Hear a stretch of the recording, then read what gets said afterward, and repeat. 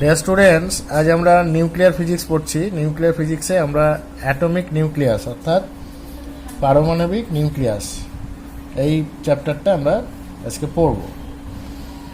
তো এটা পড়ার আগে আমাদের কয়েকটি বিষয় আগে জেনে নিতে হবে।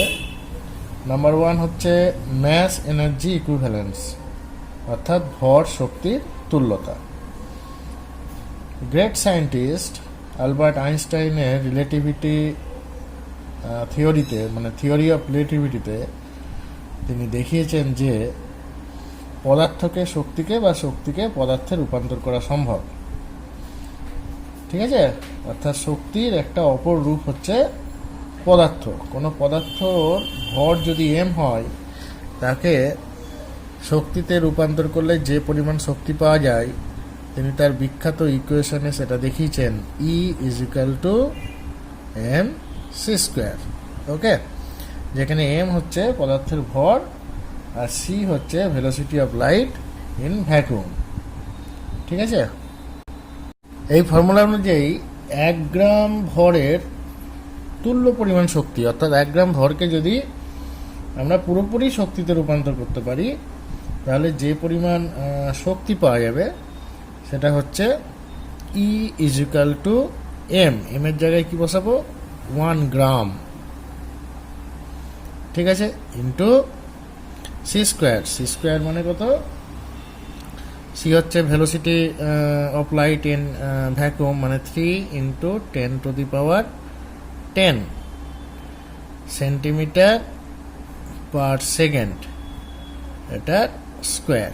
ঠিক আছে, ইজ ইকুয়াল টু এটা হয়ে যায় তোমার 9 × 10⁻20 erg is equal to 9 × 10⁻13 joule. দেখো, মাত্র 1 গ্রাম ভরকে যদি আমরা সম্পূর্ণরূপে শক্তিতে রূপান্তর করি তাহলে 9 × 10⁻13 জুল পরিমাণ শক্তি আমরা সেখান থেকে পেতে পারি। বিশাল অ্যামাউন্ট অফ এনার্জি। ঠিক আছে, নেক্সট টপিকস হচ্ছে রেস্ট ম্যাস, স্থির ভর। এখন কোনো বস্তুর বেগ যদি আলোর বেগের কাছাকাছি হয় মানে আলোর বেগের সঙ্গে তুলনীয় হয়, সাংঘাতিক বেগ হয়, ঠিক আছে, তাহলে আমরা দেখতে পাই যে রিলেটিভিটি থিওরি অনুযায়ী, আইনস্টাইনের রিলেটিভিটি থিওরি অনুযায়ী আমরা দেখতে পাই যে বস্তুর ভর বেড়ে গেছে, বস্তুর ভর উল্লেখযোগ্যভাবে বেড়ে গেছে। বুঝতে পেরেছ? তো আইনস্টাইনের রিলেটিভিটিতে লোরেন্স ট্রান্সফরমেশন ইকুয়েশন থেকে আমরা পাই যে m = m0/√1 - v²/c², এই একটা ফর্মুলা আমরা পাই। এখানে m কি? m হচ্ছে বস্তুর যখন v ভেলোসিটিতে মুভ করছে তখন তার বেগ m। ওকে, আর m0টা কি? m0 হচ্ছে তার রেস্ট ম্যাস অর্থাৎ বস্তু যখন স্থির অবস্থায় আছে তখন তার যা ম্যাস সেটা হচ্ছে কি m0, আর c হচ্ছে velocity of light in vacuum. ঠিক আছে, তো এখন নিউটনিয়ান ফিজিক্সে আর ক্লাসিক্যাল ফিজিক্সে যাই বলো না কেন, আমরা যে ভেলোসিটিগুলো নিয়ে ডিল করি, যে বেগগুলো নিয়ে আমরা কাজ করি, তার মান আলোর বেগের থেকে অনেক কম। ফলে এই v²/c² এই টার্মটা কি হয়ে যায় না তো 0 হয়ে যায়, কারণ কি ভি সি এর থেকে খুব কম বলে। বুঝতে পেরেছ? তাহলে v²/c² যদি 0 হয়ে যায় তাহলে কি হয়ে যাবে m0 = m হয়ে যাবে, অর্থাৎ বস্তুর ভর গতিশীল অবস্থায় ভরও যা থাকবে তার রেস্ট ম্যাসও তাই হবে। ঠিক আছে, কাজে নিউটনিয়ান ফিজিক্সে আর ক্লাসিক্যাল ফিজিক্সে আমরা তোমার ভরের কোনো কারেকশান করি না। ঠিক আছে, অর্থাৎ তার স্থির ভরও যা, তার গতিশীল অবস্থায় ভরও তাই। ঠিক আছে, তোমরা পড়েছ একটা 1 কেজি ভরের বস্তুকে আমরা একটা নততল বরাবর গড়িয়ে দিলাম, ঠেলে দিলাম, বস্তু আলফা ত্বরণ নিয়ে বা এ ত্বরণ নিয়ে চলতে শুরু করলো, ইত্যাদি ইত্যাদি, তাই না? তাহলে বস্তু যখন নিচে গড়িয়ে পড়ছে তখন কি আমরা তার ভরের কোনো চেঞ্জ করেছি? করিনি, তাই না? বস্তু গতিশীল অবস্থাতেও যা ভর ধরেছি, স্থির অবস্থাতেও সেই একই পরিমাণ ভর ধরেছি, তাই না? বা একটা বস্তুকে ওপর দিকে ছুড়ে দিলাম, বস্তু ওপর দিকে ওঠার সময় আস্তে আস্তে তার বেগ কমলো, তারপরে আবার ওপর থেকে নামার সময় তার আস্তে আস্তে বেগ বাড়লো। এই অবস্থায় কি আমরা কখনো বস্তুর ভরের পরিবর্তন ক্যালকুলেশন করেছি বা পরিবর্তন করার চেষ্টা করেছি? করিনি। কারণ কি, ওই সময় বস্তুর যা বেগ থাকে সেই বেগটা আলোর বেগের থেকে খুব কম, ঠিক আছে? ফলে V square by C square এই টার্মটা নিয়ারলি ইকুয়াল টু 0 হয়ে যায়। ফলে তার বস্তুর যা স্থির অবস্থায় যা ভর হয়, গতিশীল অবস্থাতেও ভর সেই একই পরিমাণ হয়, ঠিক আছে? সেই জন্য সেখানে আমরা রিলেটিভিটি কোনো কারেকশান করি না সাধারণ বেগের ক্ষেত্রে। কিন্তু বস্তুর বেগ যদি আলোর বেগের তুলনীয় হয়, মনে করো এই V square by C square এই টার্মটা মনে করো হাফ হলো, কথার কথা বলছি, হাফ হলো V square by C square, মনে মনে ধরো হাফ, তাহলে 1 মাইনাস হাফ মানে কত হচ্ছে? হাফ। তাহলে রুটের ভিতর কি আছে না, তো 1/2, তাহলে 1/√2, তাহলে নিচের √2টা কি হয়ে যাবে? ওপরে উঠে যাবে। তাহলে এম ইজিক্যাল টু কি হয়ে যাবে না, তো m0√2, অর্থাৎ তখন কি দেখতে পাচ্ছি না, তো বস্তুর ভর বেড়ে যাচ্ছে, তাই না? তার রেস্ট মাসের থেকে √2 গুণ বেড়ে যাচ্ছে। বুঝতে পারলে তো? কাজে কাজেই যখন আমরা নিউক্লিয়ার ফিজিক্সে আলোচনায় আসব, তখন সেখানে তোমার রিলেটিভিটি কারেকশান করতে হতে পারে। কারণ কি না, তো সেখানে ধরো যে পার্টিকেলগুলো নিয়ে আমরা ডিল করব, সেগুলোর বেগ আলোর বেগের কাছাকাছিও হয়ে যেতে পারে, ঠিক আছে? তখন তার আমরা যে ম্যাসের যে কারেকশান, রিলেটিভিটির কারেকশান, সেটা আমাদের করতে হয়। Okay, loss of conservation of energy, অর্থাৎ ভর শক্তির সংরক্ষণ সূত্র। আইনস্টাইনের থিওরি অফ রিলেটিভিটিতে আমরা একটু আগে দেখলাম যে ম্যাস এনার্জি ইকুইভ্যালেন্স, অর্থাৎ কিছু পরিমাণ ভরকে শক্তিতে রূপান্তর করা যায়, আবার কিছু পরিমাণ শক্তিকে ভরে রূপান্তর করা যায়, তাই না? আগে কি ছিল? আগে ভরের সংরক্ষণ সূত্র ছিল, শক্তি সংরক্ষণ সূত্র ছিল আলাদা আলাদাভাবে। তা এখন তো দেখতে পাচ্ছি যে ভর শক্তিতে রূপান্তরিত হয়, আবার শক্তি ভরে রূপান্তরিত হয়। সেই জন্যই আমাদের loss of conservation of mass এনার্জির প্রয়োজন হয়, অর্থাৎ ভর শক্তির সংরক্ষণ সূত্রের প্রয়োজন হয়। সেখানে কি বলা হচ্ছে? সেখানে বলা হচ্ছে যে এই মহাবিশ্বে, অর্থাৎ এই প্রকৃতিতে বা ইউনিভার্সে ভর ও শক্তির মোট পরিমাণ ধ্রুবক থাকে, যদিও ভর শক্তিতে এবং শক্তি ভরে রূপান্তর হতেই থাকে। বুঝতে পারলাম? কি বললাম? এই ইউনিভার্সে, এই বিশ্বব্রহ্মাণ্ডে ভর ও শক্তির মোট পরিমাণ সবসময় ধ্রুবক থাকে। এদের মধ্যে পরিবর্তন হয়, ভর শক্তিতে রূপান্তরিত হয়, আবার শক্তি ভরে রূপান্তরিত হয়, ঠিক আছে? কিন্তু কখনোই ভর ও শক্তির মোট যে পরিমাণটা, সেটা কখনোই বেশিও হয় না বা কমও হয় না। বোঝা গেল? এটাই হচ্ছে কি না, তো ভর ও শক্তির সংরক্ষণ সূত্র। নেক্সট, নিউক্লিয়ার ফোর্স, নিউক্লিয় বল। তোমরা জানো অ্যাটমের নিউক্লিয়াসে দু ধরনের পার্টিকেল থাকে, পজিটিভ প্রোটন আর neutral neutron. For an example, আমরা একটা হিলিয়াম নিউক্লিয়াসকে আমরা এখানে ড্র করেছি, যেখানে দুটো প্রোটন আছে, দুটো নিউট্রন আছে, ঠিক আছে? তো এখন দেখা যায় যে এই প্রোটন আর নিউট্রনগুলো নিউক্লিয়াসের মধ্যে ঘনভাবে সন্নিবিষ্ট থাকে, তারা পরস্পর দৃঢ়ভাবে অ্যাটাচ থাকে, রিজিডলি অ্যাটাচ থাকে। বুঝতে পারলে? তো এটা কীভাবে সম্ভব? কারণ প্রোটনগুলো তো পজিটিভ, পজিটিভকে রিপেল করবে, বিকর্ষণ করবে। আর নিউট্রাল তো তারা কোনো আকর্ষণ বা বিকর্ষণ বল তো কিছুই দিতে পারবে না, কারণ তারা নিউট্রাল, তাই না? তাহলে এই পজিটিভ প্রোটনগুলো যদি পরস্পরকে বিকর্ষণ করে, তাহলে তো নিউক্লিয়াসটা ব্লাস্ট করে যাওয়ার কথা, ফেটে যাওয়ার কথা। তাহলে কিভাবে তারা এত ঘনভাবে সন্নিবিষ্ট আছে?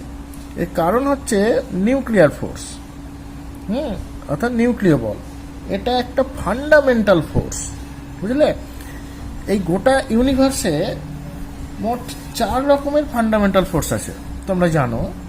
নাম্বার 1 হচ্ছে গ্র্যাভিটি, ঠিক আছে? গ্র্যাভিটি, যদিও আলবার্ট আইনস্টাইন গ্র্যাভিটিকে তোমার স্পেসের কার্ভেচার দিয়ে ব্যাখ্যা করেছেন, তবে গ্র্যাভিটি একটা ফোর্স নিউটনের থিওরি অনুযায়ী। আমরা নিউটন কথাটা ব্র্যাকেটে লিখে রাখলাম। 2 নম্বর হচ্ছে উইক ফোর্স,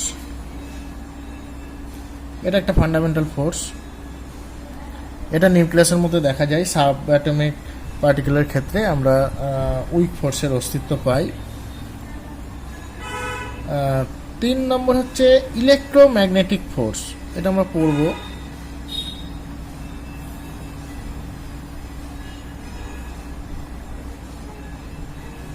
আর 4 নম্বর হচ্ছে কি না তো স্ট্রং নিউক্লিয়ার ফোর্স।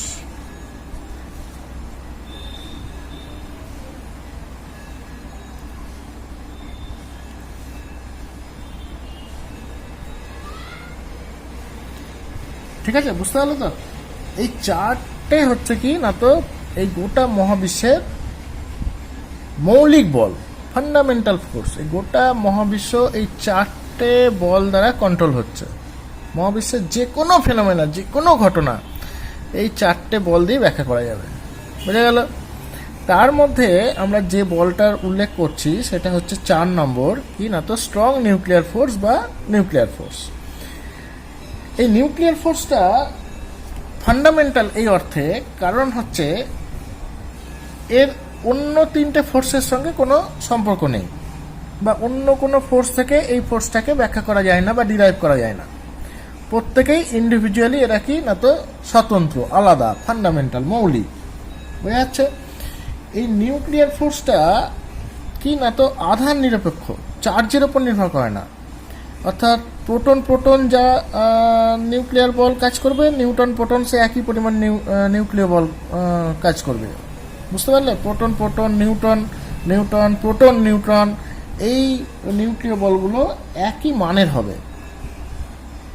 অর্থাৎ কার কীরকম আধান তার উপর এই নিউক্লিয়ার বল কখনো কাজ করে না, নাম্বার 1। নাম্বার 2, এটা কি অ্যাট্রাকটিভ ফোর্স, সব সময় এটা কি আকর্ষণী বল। নাম্বার 3, এটা এই যতগুলো ফান্ডামেন্টাল ফোর্স দেখছো তার মধ্যে সব থেকে শক্তিশালী, সব থেকে তীব্র হলো এই বলটা, সেই জন্য স্ট্রং নিউক্লিয়ার ফোর্স। এই 3টে আরও যে বাদবাকি ফোর্সগুলো রয়েছে তাদের থেকে অনেক বেশি স্ট্রং, অনেক বেশি শক্তিশালী, তীব্র, বুঝতে পারলে? আর এর যে রেঞ্জ অফ অ্যাকশন সেটা হচ্ছে 10⁻⁻12 সেন্টিমিটার অর্ডারের মধ্যেই এই ফোর্সটার অস্তিত্ব পাওয়া যায়, এই নিউক্লিয় বলের অস্তিত্ব পাওয়া যায়। এর থেকে বড় জায়গায় যদি আমরা চলে যাই তাহলে এই নিউক্লিয় বলের আমরা কোনো অস্তিত্ব পাই না, বুঝতে পারলে কি বলছি আমি? তাহলে নিউক্লিয়াসের মধ্যে কে রাজ করে? নিউক্লিয়াসের মধ্যে এই স্ট্রং নিউক্লিয়ার ফোর্সটাই রাজ করে, ঠিক আছে? এর মানটাই সবাইকে অতিক্রম করে যায়, ঠিক আছে? Gravity, week force, electromagnetic force, যত আরও ফান্ডামেন্টাল যে ফোর্সগুলো রয়েছে তাদের থেকে অনেক বেশি শক্তিশালী ফোর্স হচ্ছে কি এই নিউক্লিয় বল বা স্ট্রং নিউক্লিয়ার ফোর্স, যেটা 10⁻⁻13 সেন্টিমিটারের অর্ডারের মধ্যে কাজ করবে, অর্থাৎ খুব ক্ষুদ্র পরিসরে কাজ করবে। তার থেকে বড় জায়গায় এই নিউক্লিয়ার বলের কোনো অস্তিত্ব নেই। এই নিউক্লিয়ার ফোর্স উৎপত্তি হয় পার্টিকেল এক্সচেঞ্জের মাধ্যমে, ঠিক আছে? মেজন জাতীয় বেশ কিছু ফান্ডামেন্টাল পার্টিকেল রয়েছে, যে পার্টিকেলগুলো নিউট্রন, প্রোটন নিউট্রন এরা কি করে না তো এক্সচেঞ্জ করে, অনবরত নিজেদের মধ্যে এক্সচেঞ্জ করে। এই পার্টিকেল এক্সচেঞ্জের মাধ্যমে এই নিউক্লিয় বলের উৎপত্তি হয় বলে অনেকে ধারণা করেন।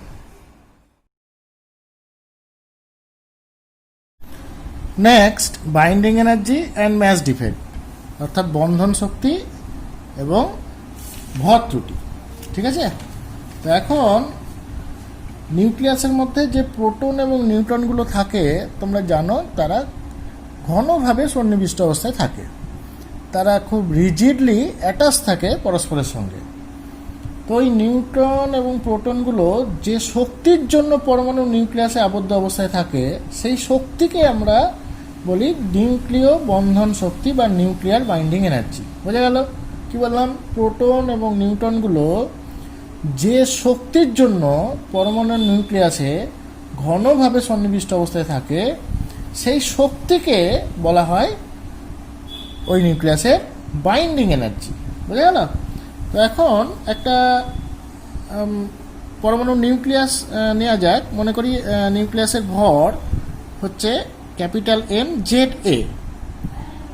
জেড হচ্ছে ওই নিউক্লিয়াসটার অ্যাটমিক নাম্বার, মানে কতগুলো প্রোটন আছে সেই সংখ্যাটা হচ্ছে জেড, আর এ হচ্ছে তার ম্যাস নাম্বার, মানে প্রোটন এবং নিউট্রনের যে সংখ্যা তাদের যোগফল, সেটা হচ্ছে কি তার ম্যাস নাম্বার। ঠিক আছে? এবং একটা প্রোটনের ভর মনে করলাম এমপি, স্মল এমপি, এবং একটি নিউট্রনের ভর মনে করলাম স্মল এমএন। এবং প্রোটন সংখ্যা আগেই বললাম যে ওই নিউক্লিয়াসের প্রোটন সংখ্যা হচ্ছে জেড এবং নিউট্রন সংখ্যা হচ্ছে কি না তো এ মাইনাস জেড। তো এখন এই ইন্ডিভিজুয়াল প্রোটন এবং নিউট্রনগুলোর ভরের সমষ্টি এই নিউক্লিয়াসের ভরের থেকে একটু বেশি হয়। কীরকম ব্যাপারটা একটা এক্সাম্পল দিয়ে আমরা বোঝার চেষ্টা করি। মনে করো একটা নিউক্লিয়াস আছে, এই নিউক্লিয়াসে 6টা প্রোটন আছে আর 7টা নিউট্রন আছে। ঠিক আছে? তাহলে এর atomic number Z is equal to 6 আর এর mass number A is equal to 13। ঠিক আছে? তাহলে মনে করলাম যে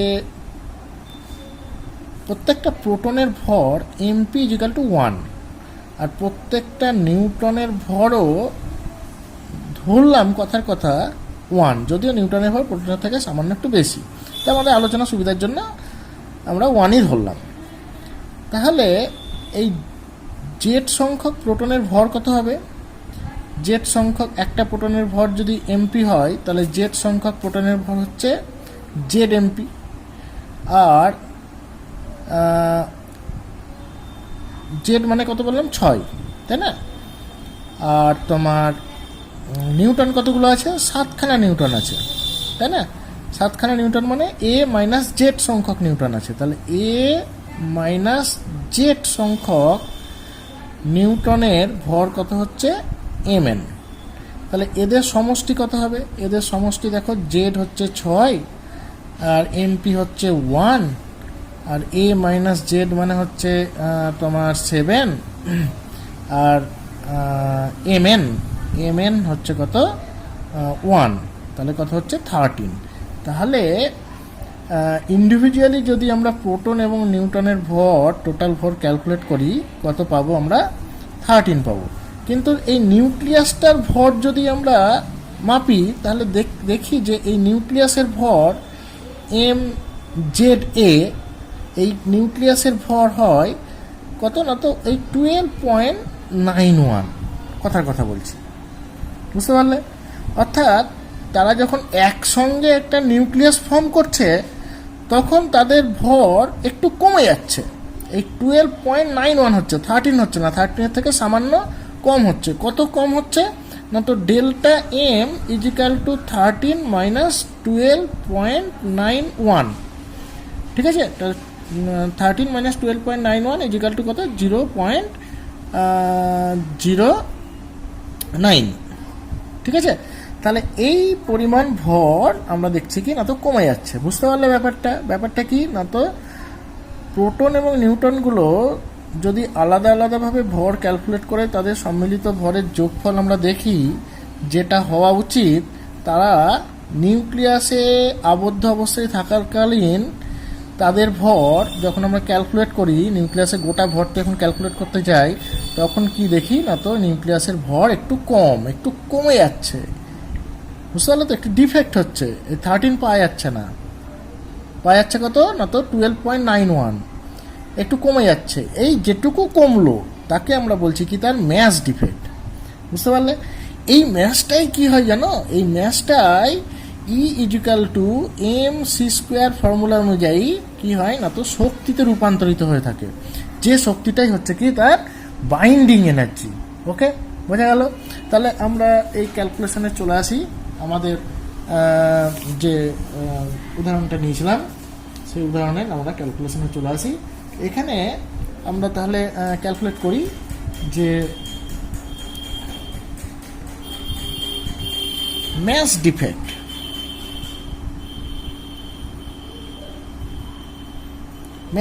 যাকে আমরা ডেল্টা এম দিয়ে লিখব। ডেল্টা এম ইজিক্যাল টু কি না তো ইন্ডিভিজুয়ালি প্রোটন এবং নিউট্রনগুলো সম্মিলিত ভর। তাহলে প্রোটনের সংখ্যা কত না তো জেড, প্রোটনের ভর কত এমপি, তাহলে জেড এমপি প্লাস নিউটনের সংখ্যা কত এ মাইনাস জেড, নিউটনের ভর কত এমএন। তাহলে এটা হলো কি না তো তাদের প্রোটন এবং নিউটনগুলোর ইন্ডিভিজুয়ালি তাদের সম্মিলিত ভর, মাইনাস তারা যখন নিউক্লিয়াস ফর্ম করছে তখন সেই নিউক্লিয়াসের ভর কত এম জেড এ।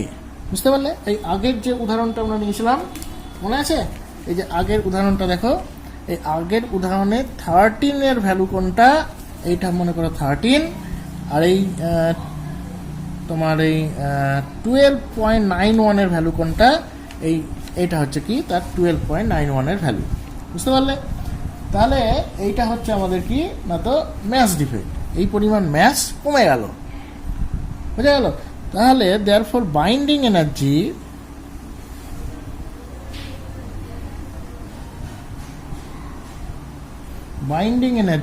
E=, কি ফর্মুলা মারবো, mc²। এখানে m বলতে কি না তো ডেল্টা m ইন্টু c²। ওকে, তাহলে = আমরা ডেল্টা m এই ভ্যালুটা হচ্ছে কি না তো Z MP plus A minus Z MN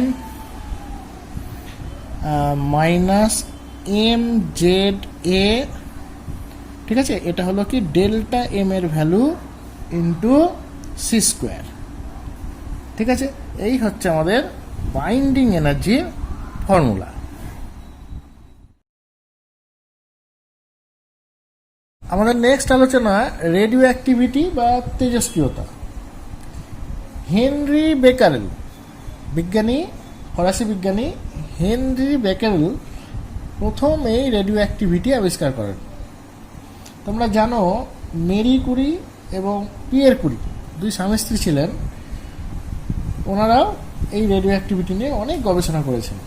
হ্যাঁ, তো রেডিও অ্যাক্টিভিটি কি না তো ইউরেনিয়াম, থোরিয়াম, রেডিয়াম এরকম কিছু ভারী মৌলের পরমাণু বা ওই প্রকার মৌলঘটিত যৌগ অবিরাম স্বতঃস্ফূর্তভাবে এক বিশেষ ধরনের অদৃশ্য রশ্মি বিকিরণ করে পৃথক মৌলের পরমাণুতে পরিণত হয়।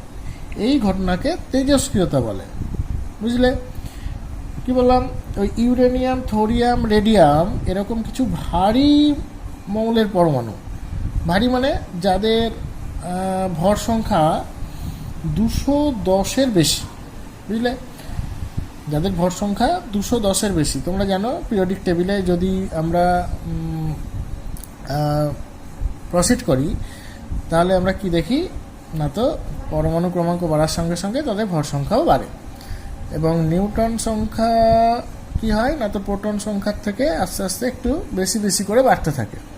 তো এখন 210-এর থেকে বেশি যখন ভর সংখ্যা হয়ে যায় তখন ওই নিউট্রন বাই প্রোটনের অনুপাত, হ্যাঁ, তাদের ম্যাস নাম্বার হচ্ছে কি বললাম না তো 210-এর বেশি, আর এই নিউট্রন আর এই প্রোটনের অনুপাত তখন কি হয়ে যায় 1.5-এর থেকে বেশি হয়ে যায়।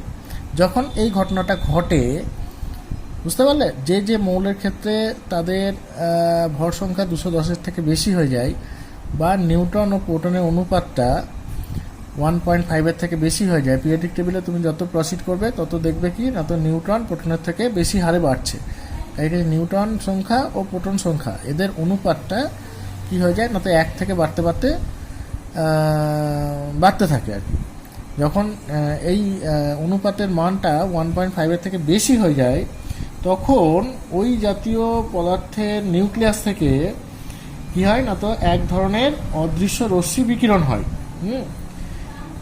ওই রশ্মির মধ্যে আবার 3টে প্রকার আছে, সেটা আমি পরে আসছি। তো এই যে ঘটনাটা, এই যে ঘটনাটা ঘটলো, নিউক্লিয়াস থেকে স্বতঃস্ফূর্তভাবে কিছু রশ্মি বিকিরিত হচ্ছে কন্টিনিউয়াসলি সব সময়, ঠিক আছে। এই ঘটনাটাকে বলা হচ্ছে কি না, তো তেজস্ক্রিয়তা। আর যে মৌলগুলো এই তেজস্ক্রিয়তা দেখায় তাদেরকে আমরা বলি কি, তেজস্ক্রিয় মৌল, ঠিক আছে।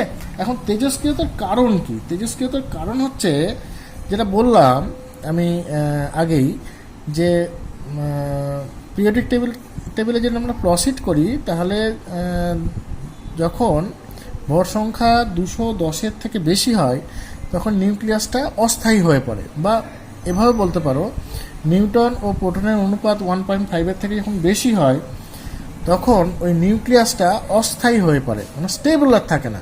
তখন সে কী করে, স্টেবিলিটি পাওয়ার জন্য সে কী করে না, তো কিছু রশ্মি কিছু রে বিকিরণ করে সে স্টেবিলিটি পাওয়ার জন্য সে বিকিরণ করে ডিকে করে মানে ক্ষয়প্রাপ্ত হয়, বুঝলে। এটাই হচ্ছে তেজস্ক্রিয়তার মূল কারণটাই হচ্ছে কি, নিউক্লিয়াসের অস্থায়িত্ব, ঠিক আছে, আনস্টেবিলিটি অফ নিউক্লিয়াস।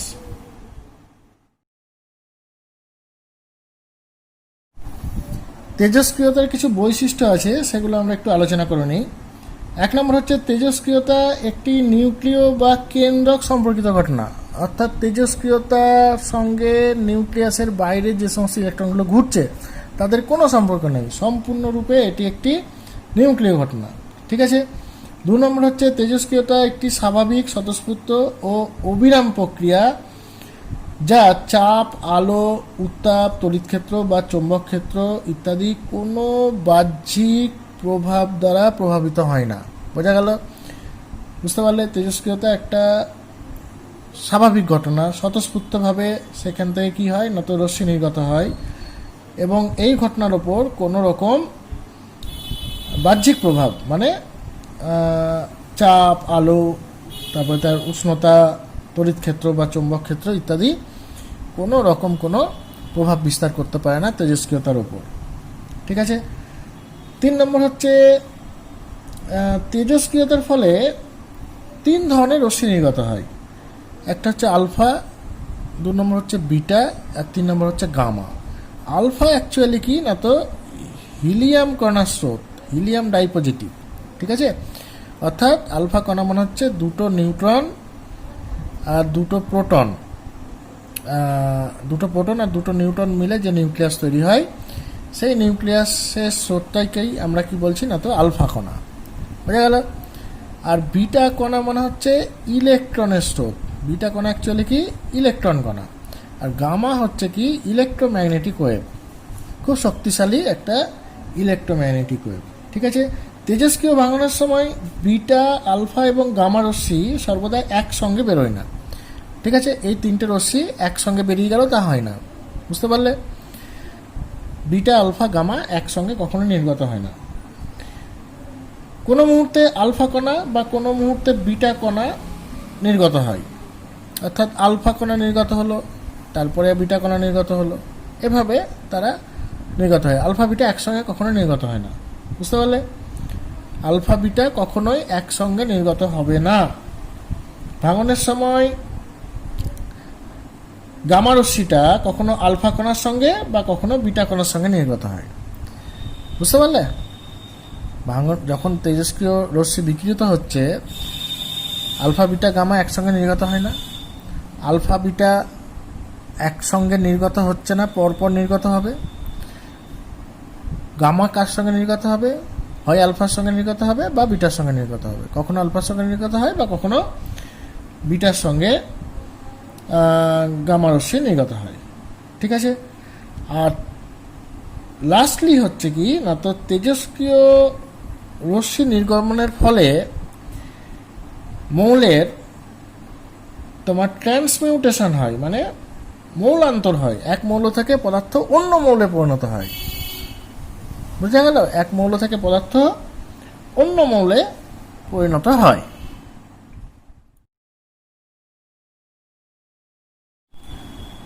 আমরা আগেই আলোচনা করেছি যে তেজস্ক্রিয়তার ফলে 3 ধরনের রশ্মি নির্গত হয়, আলফা, বিটা এবং গামা। তা আলফা রশ্মি কি? আলফা রশ্মি হচ্ছে হিলিয়ান কণার স্রোত, যেখানে 2টো নিউট্রন আছে, 2টো প্রোটন আছে। আর বিটা কি? না তো ইলেকট্রনের স্রোত। আর গামা কি? না তো ইলেকট্রোম্যাগনেটিক ওয়েভ। ওকে, তো আলফা যখন বেরিয়ে আসে তখন মৌলটা কিভাবে পরিবর্তিত হয়, মৌলান্তরটা কিভাবে হয়, একটা মৌল থেকে আরেকটা মৌলে কিভাবে রূপান্তরিত হয় সেটা আমরা দেখে নিই। যাকে আমরা বলছি কি না তো আলফা ডিসইন্টিগ্রেশন ল, আলফা বিঘটনের সূত্র। ধরো একটা মৌল আছে এক্স, যার অ্যাটমিক নাম্বার হচ্ছে জেড আর ম্যাস নাম্বার হচ্ছে এ। এখান থেকে যদি একটা আলফা কণা বেরোয় তাহলে এই এক্স মৌলটা আর এক্স থাকে না, চেঞ্জ হয়ে যায়, ট্রান্সমিউটেশন হয়, মৌলান্তর হয়। ঠিক আছে? কি হয় দেখো, আলফা কণা মানে কি? আলফা কণা মানে হচ্ছে 2টো প্রোটন আর 2টো নিউট্রন, 2টো নিউট্রন। তাহলে এই 2টো প্রোটন আর 2টো নিউট্রন যদি বেরিয়ে যায় একসঙ্গে, তাহলে ভর কত কমে গেল? 4 একক ভর কমে গেল। তাহলে ওয়াই এর ভর সংখ্যা হয়ে যায় কত? না তো a-4। ঠিক আছে? আর এর প্রোটন কতগুলো কমলো? 2টো প্রোটন কমলো। এই জেড হচ্ছে কি? তার প্রোটন সংখ্যা। তাহলে প্রোটন কমে গেল কত? 2টো। তাহলে প্রোটন সংখ্যা কত হলো? z-2। বুঝতে পারছো তো? প্লাস আলফা, অর্থাৎ এই নিউক্লিয়াসটা ভেঙে এই 2টো নিউক্লিয়াস তৈরি হলো। এটাই হচ্ছে কি আলফা কণা। এই আলফা কণাটাই বেরিয়ে এলো, এটাকে আমরা বলছি কি আলফা ডিসইন্টিগ্রেশন। দেখো এখানে মৌলান্তর কেন ঘটলো। দেখো তোমরা জানো পরমাণুর যে বৈশিষ্ট্য সেটা কার উপর নির্ভর করে? প্রোটন সংখ্যার উপর নির্ভর করে। প্রোটন সংখ্যা চেঞ্জ হয়ে গেলেই পরমাণুটা চেঞ্জ হয়ে যায়, তাই না? তাহলে এখানে প্রোটন কি ছিল? না তো জেড সংখ্যক প্রোটন ছিল। সেই জেড সংখ্যক প্রোটন কমে গেছে, এখন কত হয়েছে? z-2। তাহলে এই মৌলটার এক্স থাকতে পারে না, নতুন আর একটা মৌলে পরিণত হলো। কি সেই মৌল? না তো ওয়াই। ওকে, এটা হচ্ছে কি না তো আলফা বিঘটনের সূত্র। নেক্সট হচ্ছে বিটা ডিসইন্টিগ্রেশন। ঠিক আছে? বিটা ডিসইন্টিগ্রেশন করার আগে আমরা প্রথম যে কোশ্চেনটা আমাদের মনে আসে সেটা হচ্ছে কি না তো বিটা তো ইলেকট্রন কণার স্রোত, তো নিউক্লিয়াসে ইলেকট্রন এলো কোথা থেকে? নিউক্লিয়াসে তো ইলেকট্রন নেই। নিউক্লিয়াসে আছে কি না তো নিউক্লিয়াসে আছে তোমার প্রোটন এবং নিউট্রন। তাহলে সেখানে ইলেকট্রন সেই নিউক্লিয়াস থেকে কি করে বেরিয়ে আসছে? দেখো নিউক্লিয়াসে যখন বিটার ডিসইন্টিগ্রেশন হয় তখন একটা নিউট্রন ভেঙে যায়। প্রথমে একটা নিউট্রন ভেঙে একটা প্রোটন তৈরি হয়, একটা ইলেকট্রন তৈরি হয়। ঠিক আছে? আর একটা অ্যান্টি নিউট্রিনো পার্টিকেল তৈরি হয়, এটা হচ্ছে অ্যান্টি নিউট্রিনো পার্টিকেল। ঠিক আছে?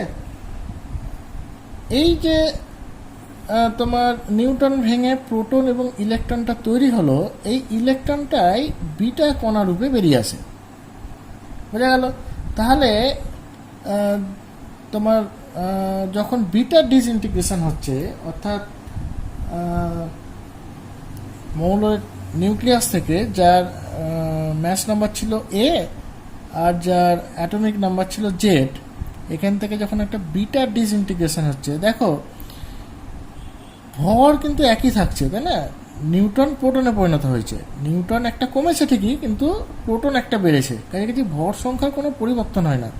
ভর সংখ্যা কি থাকে না তো এই থাকে, কিন্তু কি হয় প্রোটন সংখ্যা একটা বেড়ে যায়। প্রোটন সংখ্যা কি হয় না তো 1 একক বেড়ে যায়। ফলে কি হয় না তো প্রোটন সংখ্যাটা কত হয়? z+1 হয়। বুঝতে পারলে তো? আর তার সঙ্গে কি উৎপন্ন হচ্ছে না তো বিটা আর একটা অ্যান্টি নিউট্রিনো পার্টিকেল উৎপন্ন হচ্ছে। এই হচ্ছে আমাদের বিটা ডিসইন্টিগ্রেশন। ওকে,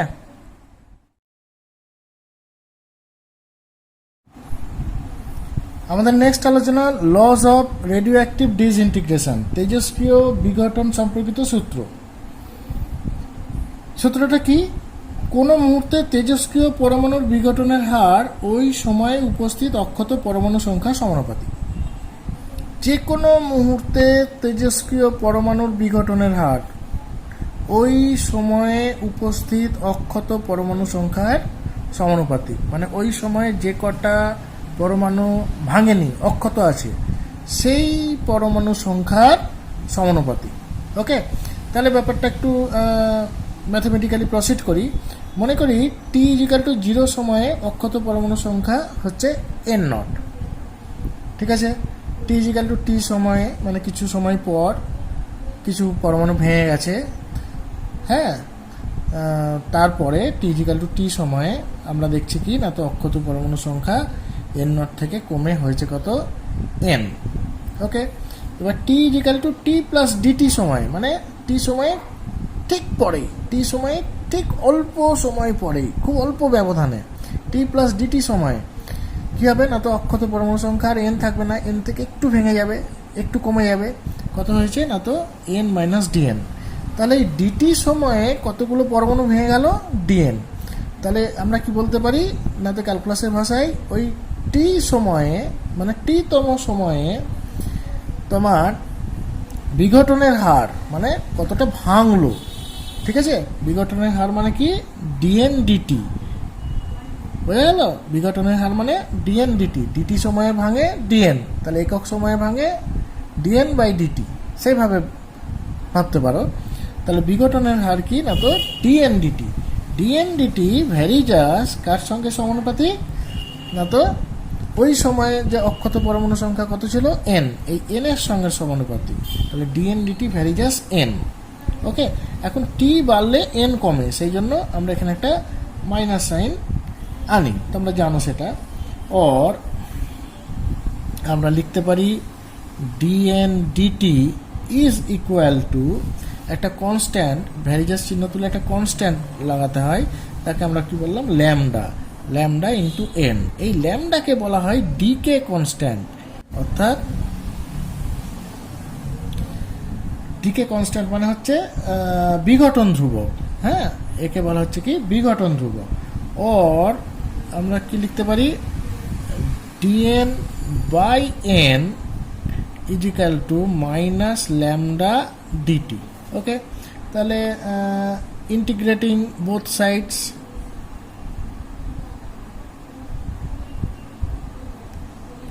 ইন্টিগ্রেটিং আমরা লিখব কি, DN by N equal to integration of minus lambda DT plus C, কারণ কি এটা ইনডিফিনিট ইন্টিগ্রাল।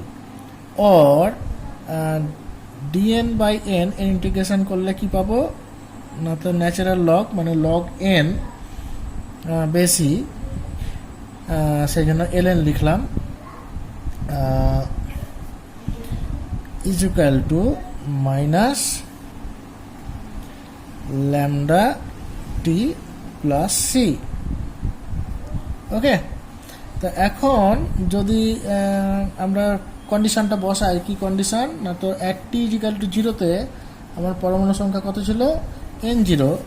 তাহলে আমরা যদি এটা ইকুয়েশন নাম্বার 1 দিয়ে লিখি, দিয়ে যদি আমরা শুরু করি, 1 নং এ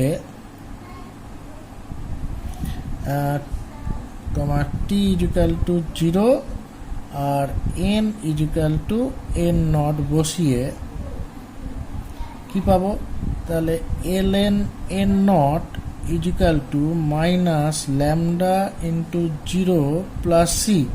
দেয়ারফর সি এর ভ্যালুটা পেয়ে গেলাম কি না, তো ln n নট। ওকে, এটাকে ইকুয়েশন নাম্বার 2 দিলাম। তাহলে 1 and 2 ইমপ্লাইজ, 1 এবং 2 থেকে দেখি আমরা কি পাচ্ছি, ln n equal to minus lambda T plus C এর ভ্যালু কত পেয়েছি, ln n naught. Okay, or ln n minus ln n naught equal to minus lambda t or ln n by n naught is equal to minus lambda t or n by n naught is equal to e to the power minus lambda t exponential নিয়ে গেলাম or n is equal to n naught into e to the power minus lambda t। এটাই হচ্ছে আমাদের বিঘটনের formula. ওকে, next half life বা অর্ধায়ু। অর্ধায়ু হচ্ছে একটা সময়ের ব্যবধান, যে সময়ের ব্যবধানে একটা তেজস্ক্রিয় মৌল ডিসইন্টিগ্রেট করে ভেঙে গিয়ে তার প্রাথমিক সংখ্যার অর্ধেকে পরিণত হবে। ঠিক বুঝতে পারলে তো?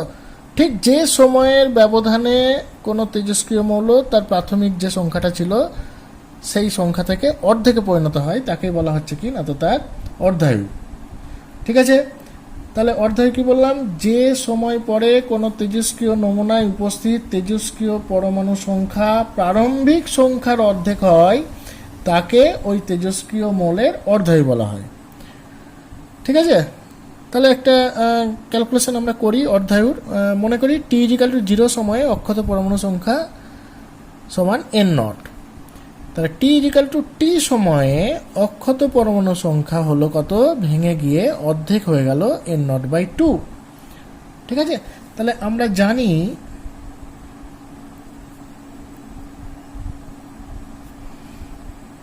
n is equal to n naught into e to the power minus lambda t, equation number 1। ঠিক আছে, তাহলে 1 নং এ n is equal to n naught by 2 এবং t is equal to capital T বসিয়ে পাই। দেখি কি পাই। n এর জায়গায় কি বসাবো? n naught by 2 is equal to n naught into e to the power minus lambda capital T। t এর জায়গায় আমরা ক্যাপিটাল T বসাচ্ছি।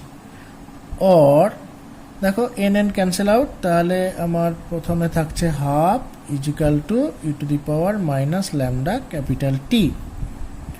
or এটা এদিকে নিয়ে আসি, তাহলে 1 by e to the power minus lambda t is equal to এই 2টাকে উপরে নিয়ে যায়, তাহলে এই 2 হলো। or e to the power lambda t is equal to 2। Both সাইডে আমরা ln নিলাম, log base e, তাহলে ln e to the power lambda t is equal to ln 2। ঠিক আছে, তাহলে আমার কি হচ্ছে না, তো lambda t is equal to ln 2 or t is equal to ln 2 by lambda। এই হচ্ছে হাফ লাইফের ফর্মুলা। ওকে, নেক্সট অ্যাভারেজ লাইফ বা গড় আয়ু। গড় আয়ু মানে গড় যেরকম হয় সেভাবেই আমরা ভাববো। ধরো একটা লোক বাঁচলো 60 বছর, আর একটা লোক বাঁচলো 80 বছর, আর একটা লোক বাঁচলো 100 বছর। তাহলে এদের গড় আয়ু কত হবে? 3টে আয়ু যোগ করব, 60, 80, 100 দিয়ে 3 দিয়ে ভাগ করব, তাই তো? ঠিক সেরকম একটা তেজস্ক্রিয় মৌলের গড় আয়ু মানে হচ্ছে তেজস্ক্রিয় মৌলের যতগুলো পরমাণু আছে সেই পরমাণুগুলোর ইন্ডিভিজুয়াল যে আয়ু হবে সেই আয়ুগুলোকে যোগ করে ওই পরমাণু সংখ্যা দিয়ে ভাগ।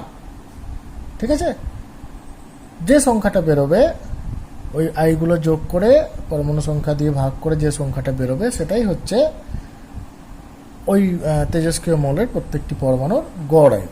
তো এখন একটা তেজস্ক্রিয় মৌল কতদিন বেঁচে থাকে, এটা একটা প্রশ্ন। ধরো একটা তেজস্ক্রিয় মৌল নিলাম যার ভর হচ্ছে 16 গ্রাম, তাহলে হাফ লাইফ পরে তার কত ওজন হবে? 8 গ্রাম। আরও হাফ লাইফ পরে, ধরো হাফ লাইফ হচ্ছে 1 বছর, তাহলে 1 বছর পরে তার ওজন হবে কত, 8 গ্রাম। আরও 1 বছর পরে ওজন হবে কত, 4 গ্রাম। আরও 1 বছর পরে 2 গ্রাম। আরও 1 বছর পরে 1 গ্রাম। আরও 1 বছর পরে 0.5 গ্রাম। আরও 1 বছর পরে 0.25 গ্রাম। এভাবে বছরের পর বছর চলে যাবে, কিন্তু সংখ্যাটা 0 হবে না, তাই না? তার মানে একটা তেজস্ক্রিয় পদার্থ কি না তো অসীম সময় পর্যন্ত তার লাইফ। একটা তেজস্ক্রিয় পদার্থ অসীম সময় ধরে সে কি হবে না তো ক্ষয়প্রাপ্ত হয়, শূন্য হয়ে যায় না। বুঝতে পারলে? তাহলে ওই তেজস্ক্রিয় পদার্থ জন্মানোর পর থেকেই কি হচ্ছিল না তো ডিসইন্টিগ্রেট করছিল, ভেঙে যাচ্ছিল, ক্ষয়প্রাপ্ত হচ্ছিল। তাহলে ওই তেজস্ক্রিয় পদার্থের কি না তো কিছু কিছু পরমাণু প্রথম থেকেই ক্ষয়প্রাপ্ত হচ্ছিল। যে প্রথমে ক্ষয়প্রাপ্ত হয়েছে তার আয়ু কম, যে শেষের দিকে ক্ষয়প্রাপ্ত হবে তার আয়ু কি হবে না তো বেশি হবে, তাই তো? তাহলে এই টোটাল হিসাবটাকেই আমাদের মাথায় রাখতে হবে। বুঝতে পারলে? তাহলে আমরা প্রসিড করি, যে মনে করি টি ইজিক্যাল টু 0 সময়ে অক্ষত পরমাণু সংখ্যা ইজিক্যাল টু n নট। তাহলে টি ইজিক্যাল টু টি সময়ে মানে কিছু সময় পরে আমরা দেখছি কি না তো অক্ষত পরমাণু সংখ্যা হয়েছে কত, n। টি ইজিক্যাল টু টি প্লাস ডিটি সময় পরে মানে টি সময়ের ঠিক পরে খুব সামান্য সময়ের ব্যবধানে আমরা দেখছি কি না তো অক্ষত পরমাণু সংখ্যা কত হয়ে গেল, n মাইনাস ডিএন, কারণ ডিএন সংখ্যক পরমাণু ডিকে করে গেল। ঠিক আছে? ওই সময় ওই টিটি সময়ের ক্ষুদ্র সময় ব্যবধানে খুব অল্প সংখ্যক পরমাণু ভেঙে গেল। তাহলে আমরা বলতে পারি না যে এই ডিএন সংখ্যক পরমাণু টি সময় ধরে বেঁচে ছিল, তাই না? তাহলে ডিএন সংখ্যক পরমাণু কি বলতে পারি না তো টি সময় ধরে বেঁচে ছিল।